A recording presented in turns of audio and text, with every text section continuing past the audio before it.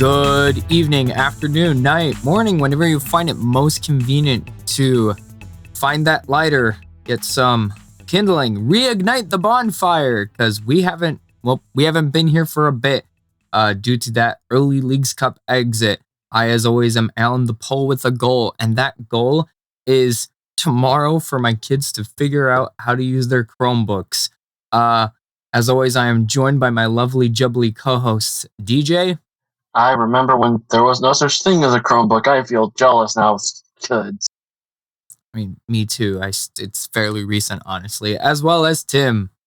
Man, you did the countdown in German. I thought you were gonna lead off the like good evening thing with like Guten Nacht or like Guten Tag or something like that. But no, I felt English. I was very close to just doing Willkommen, Bienvenue, welcome. I just didn't want to get DMC'd or whatever. Cabaret, good show. Recommend it if you haven't seen it.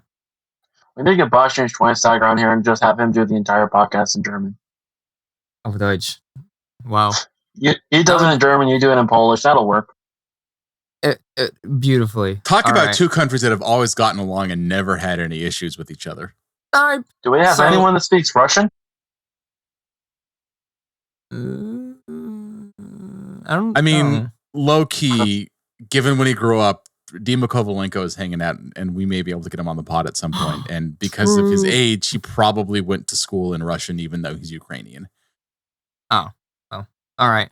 So, ladies and germs, you guys have probably still have heard us recently, even though because of the Leagues Cup exit, there were two quick fire episodes. One focusing on the fact that Heights is going to not be the GM as of next season, that he is leaving for Switzerland. And the second one, that another person has left for Switzerland, that being Shaq. We didn't mention specifically where he was going. We just mentioned that his contract was terminated. Now we know he is off to FC Basel in Switzerland because Oregano FC didn't give him an offer. That's a joke, by the way, for the way that his hometown and the name of the club was pronounced in stadium. For those of you that didn't get to experience that pregame because you watched the games on TV, I'm jealous of you for that, because every single time it was from Basel, Switzerland, and you're like, nope. Yeah, that was funny though. Which is also noteworthy mentioning. The Fire will not have a technical formal captain since Shaq was the formal captain for the remainder of the season. Acosta, Herbers, and Jimenez, the vice captains, are probably going to be in there. Noteworthy apparently that very good chance only one of them is going to return next year, because we have a whole slew of contracts that are ending, waiting to be either maybe brought back or done something new. A lot of fun stuff. Herbers is out of contract. Jimenez, and Acosta's under contract. Can't see him leaving, but yeah, there's a very good chance that the Fire go into next season with just Acosta. And if that's the case, rumors of Jimenez's departure have been greatly exaggerated on many occasions. So, well, that's true, but they will have a buyout. They'll have a buyout next season. And the question is, do they use it on him or somebody else? But yeah, that it very well may be the end of at least Gaston Jimenez. I think that Fabian Herbers is he's still he's been a valuable contributor, I think, this season. I think it comes down to how much does he want to stay versus try to find a different team. And can the Fire's front office, in the transition between the people that are there now and the people that'll be there in the future, find a reasonable amount of money for a guy who is, still kind of in his prime, but probably will not be by the end of his next contract. Because this is one of those things where you see sometimes there's friction with long-term players, regardless of how successful a team is or isn't, because their sense of self-worth doesn't realistically reflect the fact that they are going to be like 30 whatever years old by the time the contract is done, and therefore should not be making as much of a contribution or getting as many minutes as like a 28-year-old, and that has to be reflected in the pay in a capped league. For reference, Herbers is 31.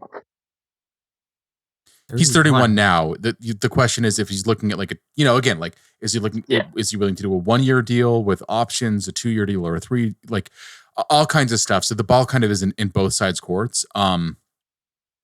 He has been I think an understated presence in the locker room just with him being there for as long as he has. And I mean, there is a guy that is better than Fabian Herbers on every MLS team, and there's a guy that's worse than Fabian Herbers on every MLS team.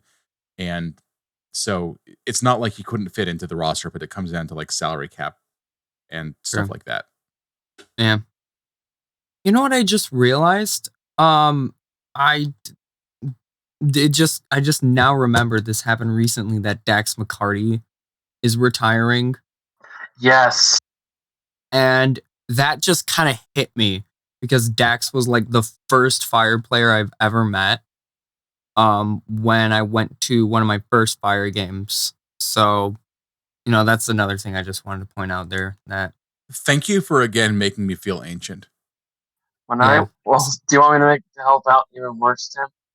When 2017, when Dax got signed, I was one of the first people to greet him down here in Florida. See, that doesn't make me feel that bad. No, that doesn't make me feel that bad because like that's when he was greeted. It's not like he's like the first Fire player you met or stuff like that. Meanwhile, I was probably one of the last people in Chicago he like talked to because it was the home game, the last home game against Toronto. Then you had the game against Orlando. Then, bye-bye. So funny. 2 ends. Yeah. All right. We will miss Dax, and I kind of am hoping he has a future with the club anyway. As like something else. And that's one thing that we'll get into in a second. But the Fire have been very active and engaging alumni since Joe Mansueto bought the team. So who knows? I mean, maybe he's going to be the next Fire GM. Who knows? Yeah. So just a little topic of how are we doing? Just checking in with vibes. Of course, as we mentioned, we made 2 quick Fire episodes. We talked about Shaq leaving. We talked about Heights leaving, as well as the addition to the squad in Shaq's place, Ari Lassiter. Nothing much really happened since then. It's been a bit quiet.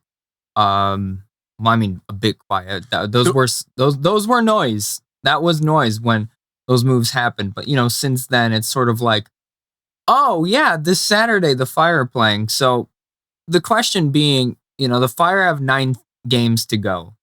We're 14th out of 15th in the Eastern Conference, but for some reason, we are only 3 points out of a playoff spot. 5 of those games are home games, but only 3 of them are at Soldier Field. 2 of them are at SeatGeek. So just how do we feel for the rest of the season, gentlemen?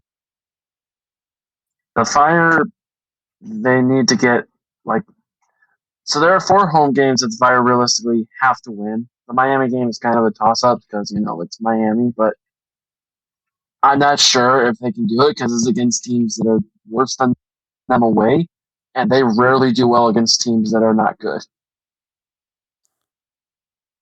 Which is sort of ironic, right? Like, it is. That's the weird thing about this Fire season and talking about like the level of MLS and stuff like that. Like, part of it is that like some teams do rotate against the Fire because they haven't made the playoffs since like, time immemorial almost at this point. But part of it is also like they do play up to their opponent's level a lot. Like they have played like an FC Cincinnati squad that is roughly as strong as the Fire was with the absences on both sides and stuff like that. And they play them for, 90 minutes and it's a close game. And, it may be clear that FC Cincinnati is a better team, but like the Fire are not getting outplayed on the pitch by any huge degree or anything. And then they just don't show up against San Jose.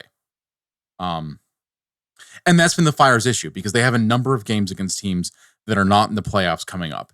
And I had a piece about this on Minute 97, but it's nothing like groundbreaking. Like I didn't do any like super deep analysis of any of it, but like the Fire probably make the playoffs if they either beat teams that are also out of a playoff spot the rest of the way, or they just win at home. And like either of those things is, a reasonable chance of that plus like one other result is enough to see them through. I don't know. But I think that if fans are skeptical about that happening, just given the recent history, like I don't think anybody can blame them for that, right? Yeah. Don't blame anyone. Also, don't For blame reference, anyone. Oh, it's all right. Go ahead, DJ. oh, sorry. For reference, if the Fire were to win every home game for the rest of the season, they would equal last year's total, like Which total point total. Which this year it just seems like for whatever reason, I said this in the piece, and like this is like I talked about this in a couple times before, but the line for making whatever point, like 7th, 8th, 9th in the East or West or whatever, changes every year based on how many draws happen and stuff like that. This year, teams in the bottom half of the table have been not getting results. So last year the Fire had 40 points, didn't make the playoffs. Like this year, that looks like, based on what we've seen so far, could be enough to make the playoffs. Now, there is the possibility that teams that have been bad suddenly get a lot better and that line goes up, which is a realistic possibility. Like when you look at like what the Philadelphia Union, who like the Fire have beaten this year, they have been underperforming their expected goals at almost a historic margin, and also allowing more goals than expected, despite having Andre Blake, who's aging but still one of the best goalkeepers. If they just like put 2 and 2 together and they just start getting results as expected, they will make a push and they will make the playoffs, right? Like Correction, real quick. Blake's only played 6 games. That's probably part of it. it is part of it, but he's looked human since he returned. But that is certainly part of it because you can only invest in so many places, and backup goalies one of them that you can't really as much in MLS. Yep. But he I believe has lost 2 of the 6 games that he started. I can't remember off the top of my head. In any case, the point being that Philadelphia could realistically make a push that will put them in the playoffs because they've been underperforming their numbers at both sides of the pitch, like not getting goals that the models say they should have, and also allowing goals the models say they shouldn't. And they've been a pretty good team statistically, and it seems like the results may start flowing for them. They're in the League's Cup as we speak. They may not be by the time you get this because they're currently losing to Columbus as we're recording, but yep. They made it either way to the semifinal. They'll make it to the 3rd place match, and that gives them a chance at making CONCACAF Champions League or Cup next year. Oh yeah, because they did it that if you make the final, regardless, you qualify. But if you get 3rd place, you qualify. If you get 4th, I think you don't. Right, and there's a 3rd place match, which everyone loves a 3rd place match. Everyone loves a 3rd place match. But regardless, right? Like they're out of a playoff spot right now. They could push up and make it in. And you've got other teams that are currently not in playoff position where like the Revs are a better team than the results have been.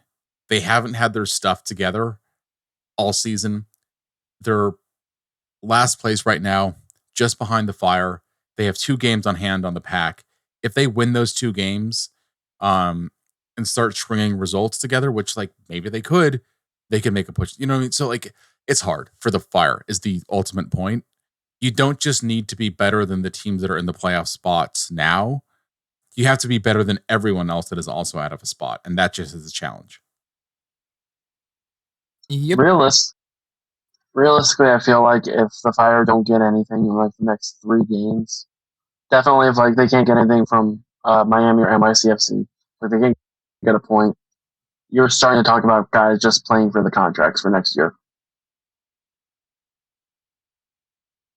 Yeah, that's not a statement on that. It's just like you have to win certain games, and out of 7, losing 2 out of 7 automatically, like you're starting to look at bad. And I hate to say this, but that can be positive and negative in some ways. It's not just guys playing for contracts, right? Like it's also like guys that have been linked with moves to Europe, like Brian Gutierrez, Carlos Terán. They are also, auditioning for the case that they should be playing somewhere else if that's what they would like to do. But National in teams general, too. if a team, national teams. But in general, though, I mean, I think that if the team isn't pulling together in one direction to make a goal, it's not a recipe for success, right? Yeah. Nope. Which, I mean, kind of leads to the next question. We mentioned Heights is going back to Switzerland. He's going to be doing more stuff for Lugano. So I guess there technically is some connection with him and the Fire. But when it comes to the next GM, like, what do we feel like he needs to do that Heights just didn't pull off? That resulted in the beginning of the Mansueto era of Chicago Fire football to be just, again, lackluster. This is something that Mansueto for sure has to do. Mansueto needs to make sure he has the guy lined up at least by the end of October. Because we can't do this again where you're going into the end of December and you're now having to rush together the team, you have to rush together the coach, you have to rush to get the new players. Like the first person signed under the Heights era technically was Nicholas Slanina. The second was Mauricio Pineda. So that's not going to go well if you're talking about your first major signing is towards the end of January. Right, because that was the issues that the Fire had a number of players. Now, having said that, there's fewer major absences or like contracts ending. There's some for the Fire. But I mean, a lot of players are under contract for 2025, 2026, even some 2027 beyond. So the Heights inherited a cleaned out house, and I think that was partly deliberate. His successor will have to do work to clean out the cupboards, if that's what they want to do. Yep. Which that's one other thing too. The guy, whoever they sign, they have to know MLS. Like this has to be somebody that at least can work through the way MLS works. Heights, he learned it, but yeah, that's sort of. I'm sorry. It was sort of what I said when Heights first showed up, and then when Wiki showed up as head coach, and when they did their first like off-season transfers and then the mid-season, I was like, okay, they're very much going for a European approach instead of what we're usually used to in MLS. Didn't really work out. And then you could slowly see that shift towards in-market players as well as academy players, especially when it comes to like the Fire Academy, Fire 2. That was like one thing that we sort of gave props to Heights and the organization for that. But I do agree. I feel like it needs to be someone who knows the market a bit better. And this is a good part of the conversation to talk about what characteristics we want in the person. Because it's, I mean, yeah, you mentioned Bocanegra. I think he's a name because of his connection to the Fire and because of his job experience will be a name that will come up in some conversations. I don't think that they're going to come up. I don't think he's a name the Fire are actively going to pursue. And I would be very surprised if he was the next GM for a variety of reasons. But I think that you're right to focus on characteristics. And it's kind of funny because I remember from one of Heights' earliest press conferences, what he said was he doesn't like to think in names. He likes to think in types, right? So it's about characteristics and not necessarily about who the person is. Now, I think that there's points where like you go for names, like if you have a chance to sign Messi or not sign Messi, like you sign Messi. Like they're Bastian Schweinsteiger joined a team that had Juninho and Dax McCarty, two of the greatest defensive and central midfielders in MLS in the last decade. You signed Bastian Schweinsteiger. Exactly. Although that didn't end up doing as much for the Fire as I think a lot of us hoped. But story of my life. The point being, I think that this, like, well, that is a good point. Like the next GM does have an opportunity to really change that story. And they could. Now, I mean, if you want to look on the bright side, is that they really can't be much worse. Like the Fire have finished like Don't 12th out of 14, jinx 12th it. out of 14, 13th out of 15, and are currently in 14th out of 15 places in the Eastern Conference over the past few years. You can't do a lot worse than that. Like, most of the ladder is up. Every time I hear something along the lines of "Can this get any worse?" or "This can't get any worse," I just think of the robot chicken bit with Emperor Palpatine. He's like, "Could this day get any worse?" I said that ironically; it shouldn't happen, and it cuts to him getting thrown into the shaft by Darth Vader. So, like, yeah, that's sort of how it feels like, honestly. And that sort of makes sense, for me right? Because, personally. and I think that that's a big part of like how the vibes feel with everything with this club is that the story I think a lot of us said and were being told and stuff like that was that the issue with the Fire was that Andrew Hopman didn't really have the financial ability to field a high quality team in MLS. And there were real limitations with the team playing in Bridgeview in terms of its visibility and stuff like that, like ability of fans to get to games if they didn't have cars and stuff. So the problems the Fire needed to solve were like finding a way to play back, if not in the city limits of Chicago, at least someplace that was like central and easy to get to via public transit, and having an owner that was able and willing to spend. And we got those things, and then results have been the same to like slightly worse if we're being technical about it. And a lot of that comes down to the choices that have been made specifically by Georg Heitz. And like, I don't know that you can put all of this at his feet 1,000% because I mean, he has been rehired multiple times at this point. So It's like fool me once, but it's like the other side of it, Gus on Jimenez so many times. Yeah. Well, Gaston Jimenez's agent, played for a team that one of the FC Basel teams that Georg Heitz assembled. So for whatever's that worth, which is part of why, like that is part of why you hired Heitz, by the way, is his connections to people that knew people that he had a Rolodex of players basically that he could get in touch with, or agents that he could get in touch with to assemble a roster that would theoretically help the team improve. That didn't really happen with the first team, but I think that you're right. MLS experience. I personally think that having MLS experience is essential for the sporting director. I could be convinced that I'm wrong about that, and that the sporting director does not have to have MLS experience.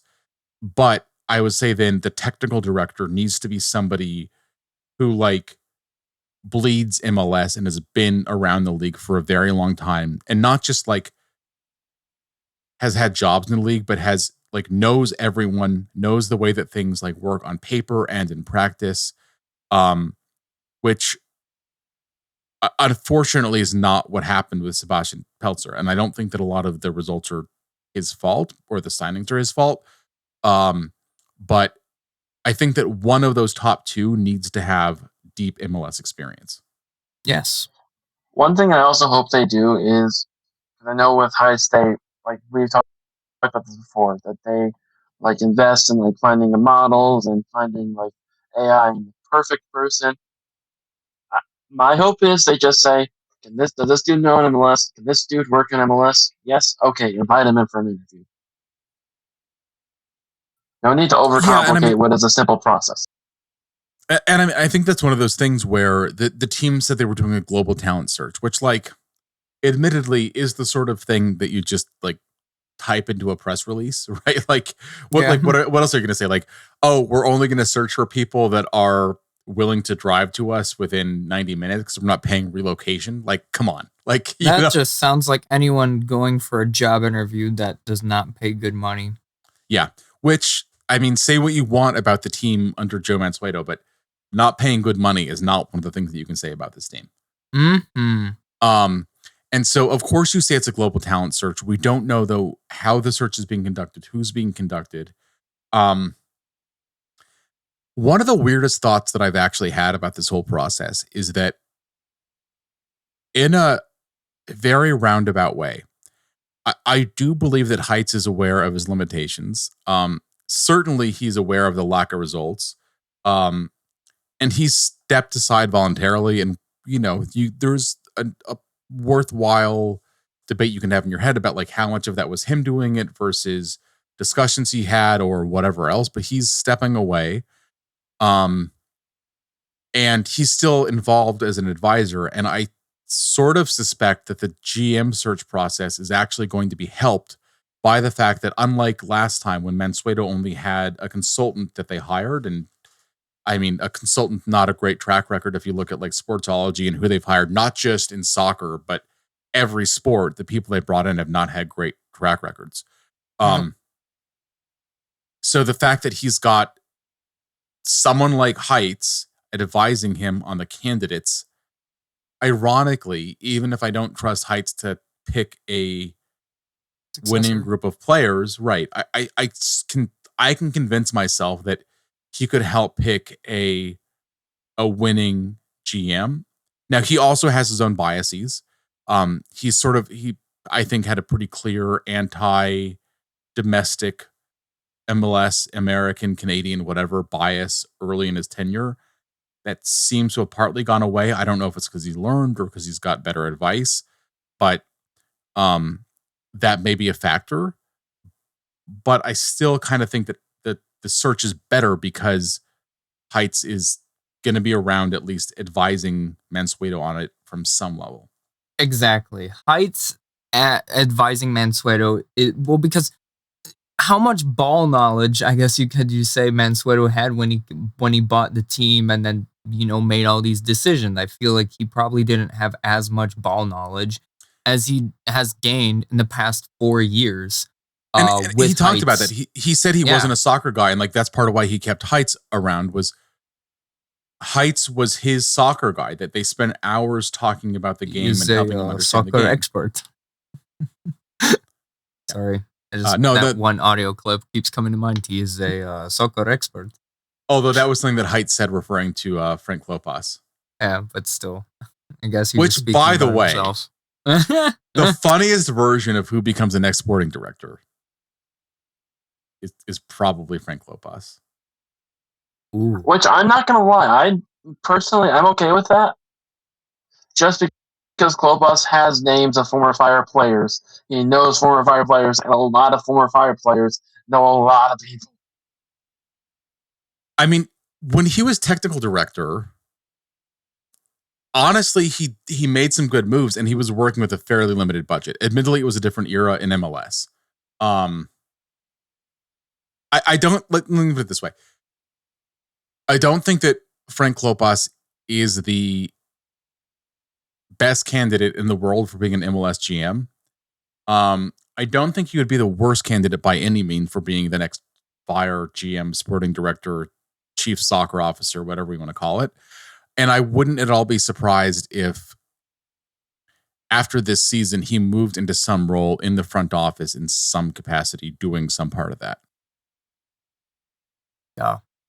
Jawohl.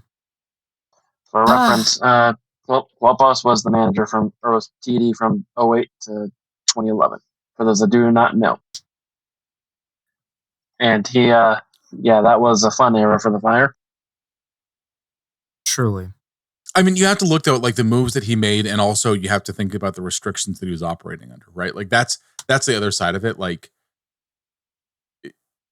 you have guys that, I mean, the Fire for a very long time didn't give people the resources to win in this job. That's not an issue now. Where have I heard this story before? No clue. Why you ask? I don't know. It just feels familiar. Like organizations that just don't give resources to people, and then all of a sudden when they do, it's like, wow, it actually works better. Oh yeah, maybe the education system. I'm sorry. I was gonna say, like, the difference is that there's evidence that works in education, and it's pretty obvious that Alan has just started his teaching career. With the Fire, like I said, it hasn't worked out the same way. Yeah, but I mean, the chance that it won't work out twice, though, right? Like the chance that the Fire will hire a second GM, and with these same resources, and it'll work out worse, are basically non-existent, and it won't work out better, are low. But I think that like that, I think is a good summation of the conversation of like a lot of us after everything this team has been through over the past, I mean, realistically, like 15 years, give or take at this point. A little bit less than that, but like it is sort of like I'll believe it when I see it. Yeah.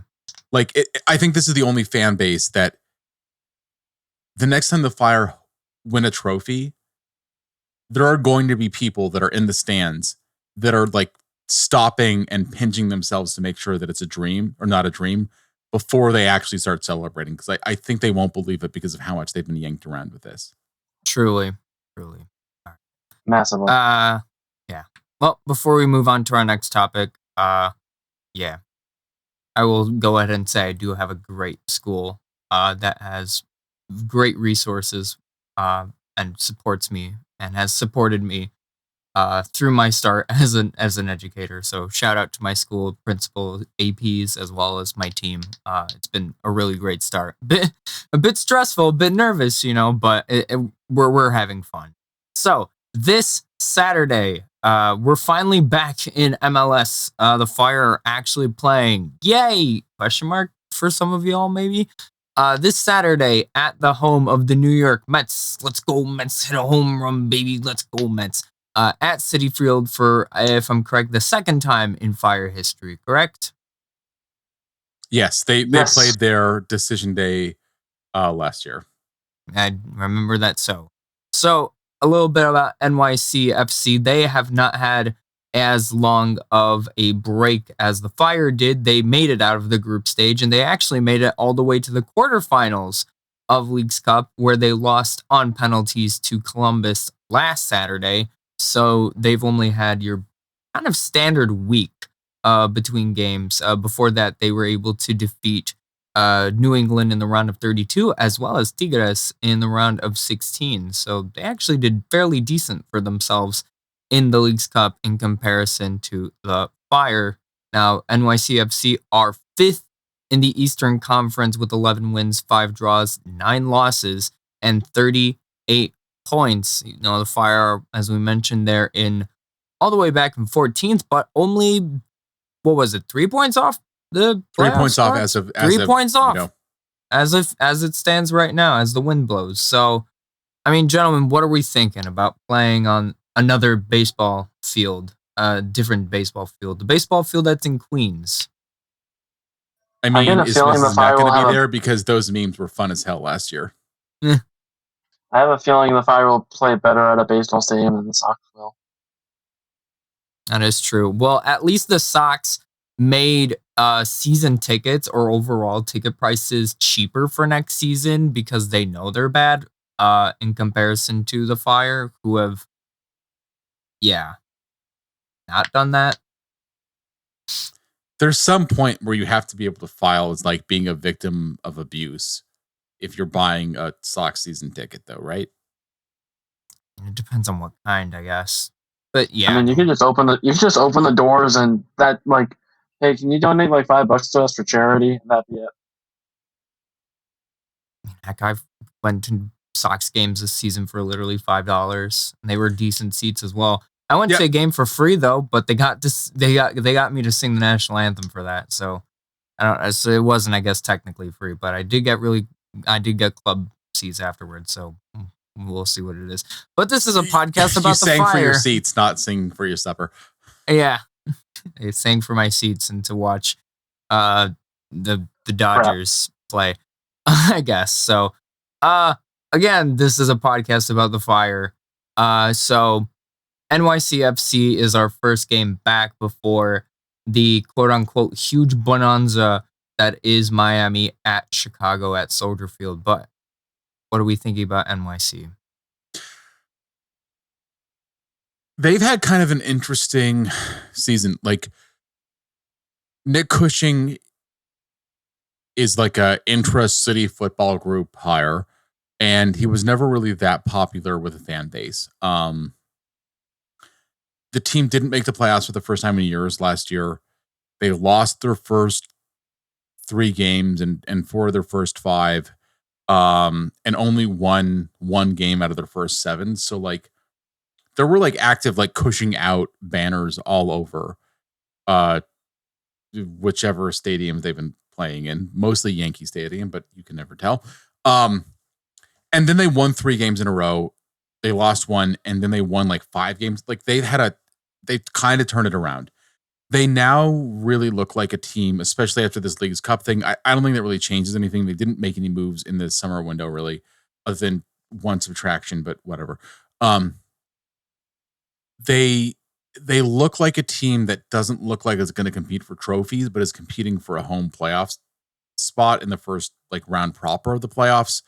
And they're kind of quacking like a duck with it. They've started playing coherent football. I think it could all fall apart.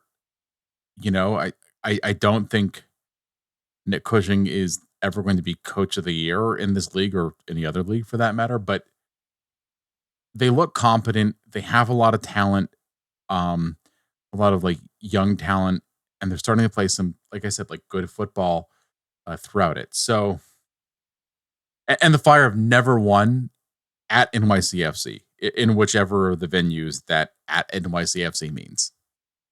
They haven't even gotten a point at NYCFC since 2016. Yeah. So it's a high bar, but at the same time, I kind of feel like this is going to sound crazy, but like we're sort of like at a thing where like we've got 2 trends going in opposite directions. And I think that even though they made it farther in the tournament than I think a lot of people would have had them going, falling out of the tournament, I think hurt them. It probably makes them like harder. It makes it harder to focus for this match, right?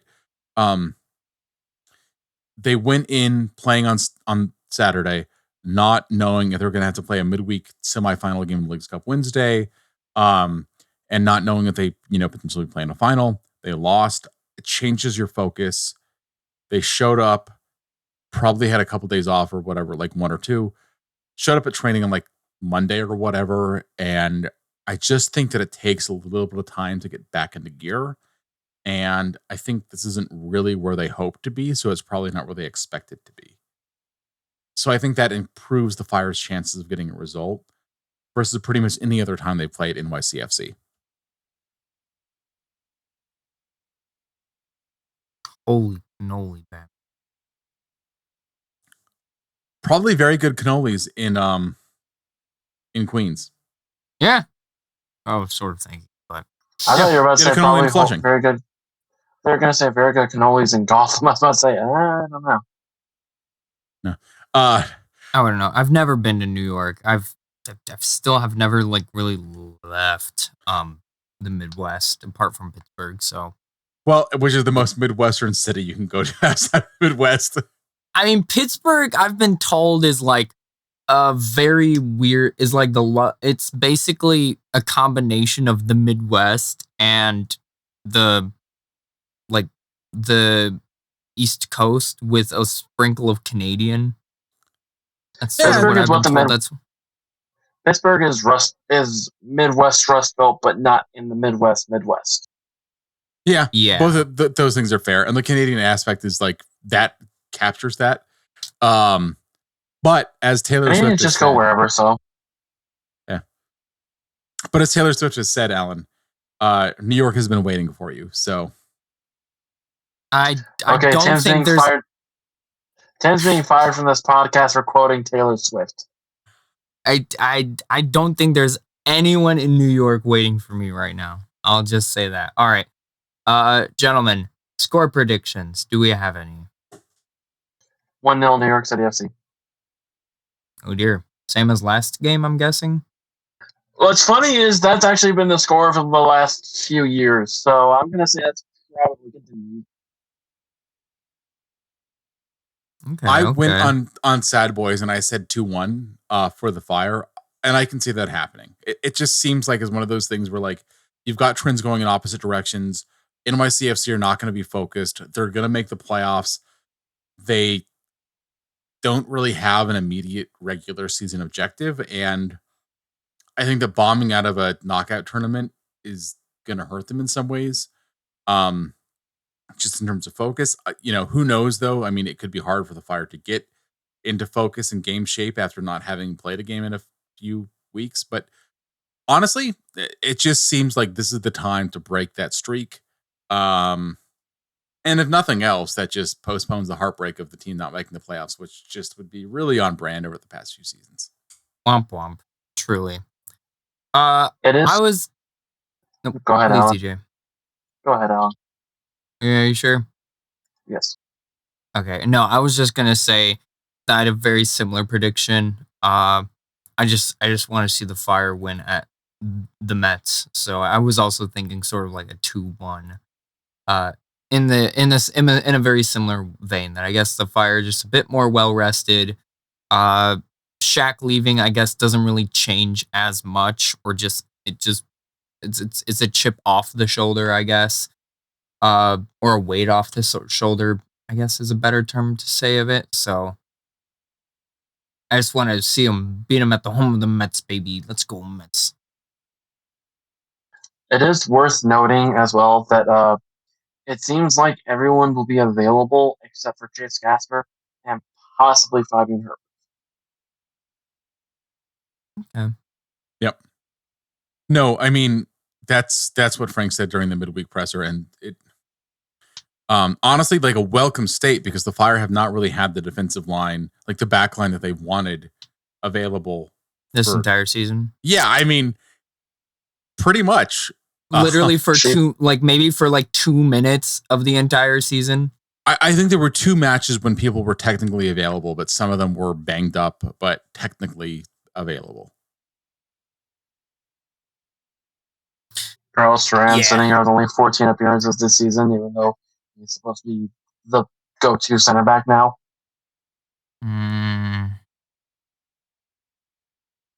What a wonderful day. What a wonderful world we are living in. All right. Any last words of wisdom for our men and women and they thems in red?